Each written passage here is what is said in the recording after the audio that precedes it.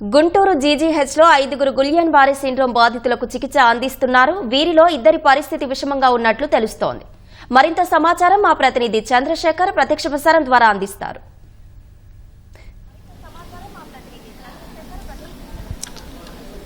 ధన్యవాదాలు Ashwini. Guillain బ్యారే syndrome Guntur జీజీహెచ్లో 7 కేసులు నమోదు కావడంతో అధికార యంత్రాంగం వైద్యులు అప్రమత్తమయ్యారు. ఇప్పటికే మన రాష్ట్రంలో శ్రీకాకుళం జిల్లాలో ఒకరు ఈ వ్యాధి బారిన పడి మరణించడంతో ఇప్పుడు ఇక్కడ వైద్య శాఖకు సంబంధించిన అధికారులు కానీ వైద్యులు కానీ అప్రమత్తమయ్యారు. మరి ఈ 7 కేసులకు సంబంధించి వివరాలను తీసుకుని మనతో పాటు గుంటూరు జీజీహెచ్ సూపరింటెండెంట్ రమణ యశస్వి గారు ఉన్నారు. సరే, ఎట్లా ఈ 7 కేసులు ఎప్పుడు నమోదయ్యాయి, ఏంటి వివరాలు ఏమిటి? ఇది 11వ తారీఖు 2 ఫిబ్రవరిలో కేసులు అప్పటి నుంచి మొదలయ్యాయి. అంటే చాలా కేసులు రెగ్యులర్గా వస్తూనే ఉంటాయి, అప్పుడప్పుడు అడపదడప కేసులు వస్తూనే ఉంటాయి. అయితే ఈ నెలలో ఒక 7 కేసులు రావడం కొంచెం అలార్మింగ్గా అనిపించింది. అయితే వాళ్ళందరూ సేఫ్గానే ఉన్నారు. ఒక పేషెంట్ వెంటిలేటర్ మీద ఉంది, ఒక పేషెంట్ ఐసీలో ఉన్నారు. వాళ్ళిద్దరు కొంచెం ఇమ్యూనోగ్లోబులిన్స్ కూడా ఇచ్చాము, అయినా కూడా కొంచెం వాళ్ళది ఆందోళనకరంగా ఉన్నా స్టేబుల్గానే ఉన్నారు. ఇంకొక 5 వార్డులో ఉన్నారు, ఒక 3 వార్డులో ఉన్నారు. 2 మొన్న డిశ్చార్జ్ చేసాం. వాళ్ళల్లో శ్రేష్ఠ అనే ఒక అమ్మాయి 8 ఏళ్ళేను, ఆ అమ్మాయి చాలా ఫాస్ట్గా రికవర్ అయిపోయింది. ఇది ఆటో ఇమ్యూన్ సిస్టమ్కి సంబంధించింది. అంతకుముందు వైరల్ డిసీజ్ ఏమైనా వచ్చుంటే, ఇప్పుడు కోవిడ్ వచ్చిన తర్వాత కొంతమందికి రావటం అట్లాంటివి ఉంటాయి కదా, లేకపోతే వాళ్ళకి ఏమన్నా వైరల్ డిసీజ్ వచ్చుంటే ఆ తర్వాత కొన్ని రోజులకి ఇది వస్తుంది.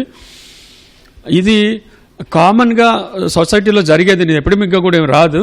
ఆ పేషెంట్స్కి ఇమ్యూన్ స్టేటస్ తగ్గినప్పుడు, అంతకుముందు వైరల్ డిసీజ్ కానీ వస్తే ముందు వాళ్ళకి కాళ్ళలో కానీ చేతుల్లో కానీ నిస్సత్తుగా అయిపోయి నడవలేకపోవటము, చేతులతో తినలేకపోవడం, పని చేయలేకపోవడం జరుగుతుంది.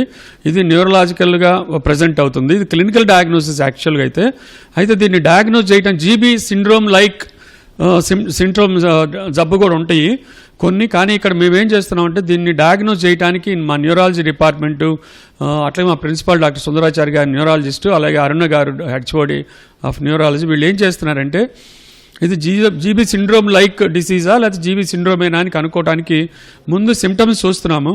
ఆ సిమ్టమ్స్ ప్రకారం జీబీ సిండ్రోమ్ అనిపించినప్పుడు ఎన్సీవీ నర్వ్ కండక్షన్ వెలాసిటీ అనేది స్టడీ చేస్తున్నాము. అలాగే cerebrospinal fluid analysis CSF analysis చేస్తున్నాము. ఈ సిఎస్ఎఫ్ అనాలిసిస్లో ఆల్బుమిన్ పెరిగి సెల్ కౌంటు సెల్ అనాలిసిస్ నార్మల్గా ఉంటే ఇది జీబీ సిండ్రోమ్ కింద నిర్ధారిస్తాము.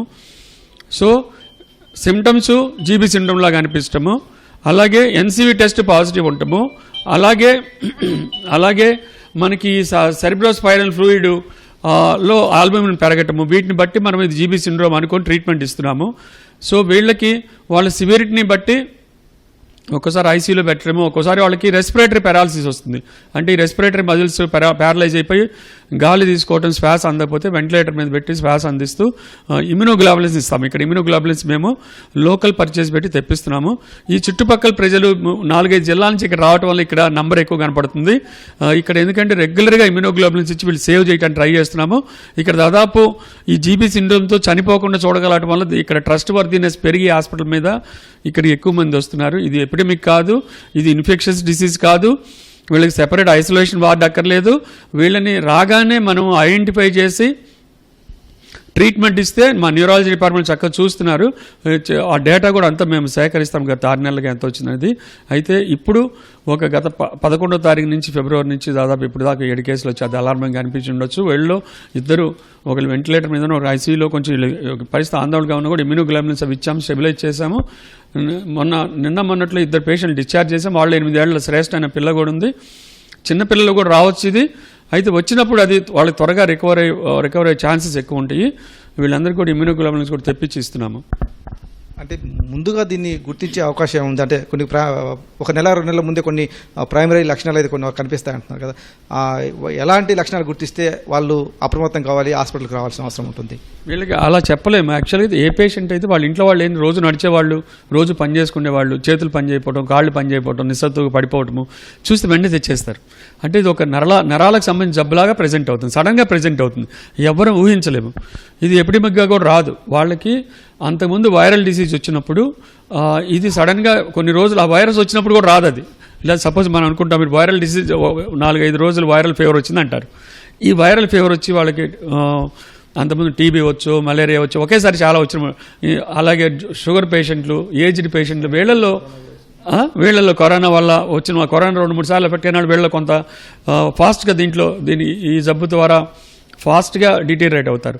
అలాంటి కేసులు ఇప్పుడు మాకు వచ్చిన కేసెస్లో ఒకటి కోనసీమ జిల్లా నుంచి వచ్చింది, ఒకటి నర్సరావుపేట నుంచి వచ్చింది, ఒకటి ప్రకాశం జిల్లా వచ్చింది, 3 ఇక్కడి నుంచే వచ్చాయి. సో ఇలాంటిగా ఈ చుట్టుపక్కల చాలా చోట్ల ఇప్పుడు విజయవాడలో కూడా ఇవి ఇలా ఇమ్యూనోగ్లోబులిన్స్ ఇవ్వలేకపోవటము, లేకపోతే ఇక్కడ విపరీతంగా దీనికి ఈ జబ్బుకి ఇమ్యూనోగ్లోబులిన్స్ ఇస్తున్నారని తెలుసుకోవడం వల్ల చాలామంది ఇక్కడికి వస్తున్నారు ఈ చుట్టుపక్కల జిల్లాల నుంచి.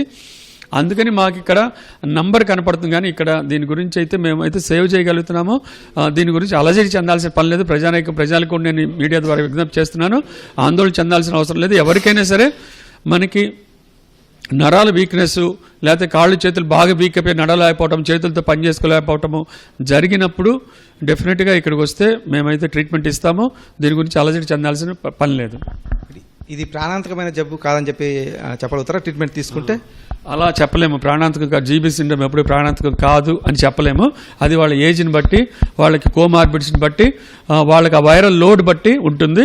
అయితే మనకి ఎర్లీగా కనుక వస్తే డెఫినెట్గా అది రెస్పిరేటరీ పెరాలసిస్ దాకా వెళ్లకుండా చూస్తాము. ఒకవేళ రెస్పిరేటరీ పెరాలసిస్ వచ్చినా కూడా వెంటిలేటరీ సపోర్ట్ తోటి ఇమ్యూనోగ్లోబులిన్స్ ఇస్తూ, సపోర్టివ్ మేనేజ్మెంట్స్ ఇస్తూ గ్రాడ్యువల్గా ఎన్ని రోజులు ఉన్నా సరే ఇంటర్ మీద ఒక్కోసారి బయటపడతారు, ఒక్కసారి దురదృష్టం అయితే ప్లస్ కోమార్బిడ్స్ ఏజ్ ఎక్కువ ఉంటే వాళ్ళని రికవరీ చేయాలి, ఒకసారి చనిపోతారు. అంతేగాని ప్రాణాంతకం కాదని చెప్పలేం. కానీ చాలాసార్లు హాస్పిటల్కి వస్తే మాత్రం మనం ఇట్లా tertiary care hospital, teaching hospital like GGH గుంటూరుకి వస్తే మాత్రం సేవ్ చేసే ఛాన్సెస్ ఎక్కువ ఉంటాయి. అలా చెప్పగలం. దీన్ని ల్యాండ్రిస్ పెరాలసిస్ అని కూడా ఏదో పిలుస్తారు, అంటే పెరాలసిస్లో ఒక రకమైందని చెప్పనుకోవచ్చా? అవునండి, ఇది నరాల్ రీమైలైటిస్ డిసీజ్ అంటాము. నరాల్లో మనకి అంటే మెయిన్ పెరిఫరల్ నర్వ్స్ వాటిలో వస్తుంది, స్పైనల్ కార్డ్, బ్రెయిన్ దాకా వెళ్ళదు. బట్ బ్రెయిన్ ఎలా ఎఫెక్ట్ అవుతుందంటే రెస్పిరేటరీ పెరాలసిస్ వచ్చినప్పుడు బ్రెయిన్కి ఆక్సిజన్ అందుకే బ్రెయిన్ ఇబ్బంది పడుతుంది. అలా తప్పితే ఇది పెరిఫరల్ నర్వ్స్, స్పైనల్ కార్డు ఆ లెవెల్లోనే వచ్చే ఒక జబ్బు ఇది. Thank you. ఇది కొంత సాధారణంగా వచ్చే జబ్బు కాబట్టి ఎలాంటి ఆందోళన చెందాల్సిన అవసరం లేదు. సరైన సకాలంలో గుర్తించి సరైన వైద్యం మీకు అందిస్తే తప్పనిసరిగా వారు కోలుకుంటారు. గుంటూరు జీజీహెచ్కి సంబంధించి వచ్చినటువంటి 7 కేసులు 3 ఇతర జిల్లాల నుంచి వచ్చారు.